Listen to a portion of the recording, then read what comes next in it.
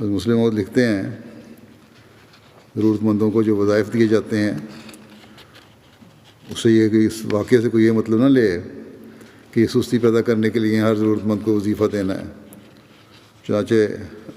آپ لکھتے ہیں کہ اسلام جہاں غریبوں کی خبرگیری کا حکم دیتا ہے وہاں جیسا کہ پہلے زمانے میں بیان ہوا ہے کہ سستی اور کاہلی کو بھی مٹاتا ہے،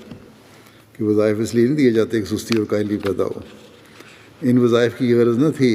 کہ لوگ کام چھوڑ کر بیٹھیں، بلکہ صرف مجبوروں کو یہ وظائف دیے جاتے تھے، ورنہ سوال سے لوگوں کو روکا جاتا تھا۔ حضرت عمر مانگنے والوں کو مانگنے سے روکنے کے لیے بھی بہت سخت اقدام کیا کرتے تھے۔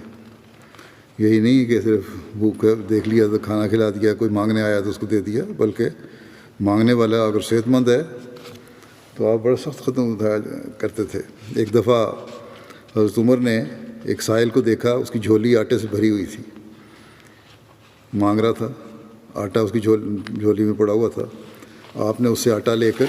اونٹوں کے آگے ڈال دیا،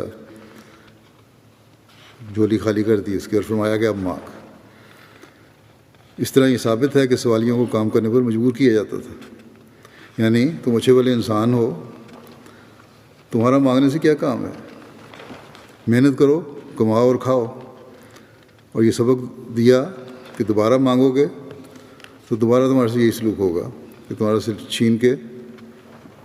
جانوروں کے آگے ڈال دیا جائے گا۔ اکثر مانگنے والے یہ ایک مثال دے کر اس پر زور دیتے ہیں کہ دیکھو حضرت عمر کس طرح خیال رکھتے تھے، لیکن مانگنے سے جس سختی سے اسلام نے روکا ہے اس کو نہیں دیکھتے، اور اس پر بھی حضرت عمر کا حضرت صلی اللہ علیہ وسلم کا عمل بھی ہے، اور حضرت عمر نے پھر اس کو جاری کیا، اس کو نہیں دیکھتے۔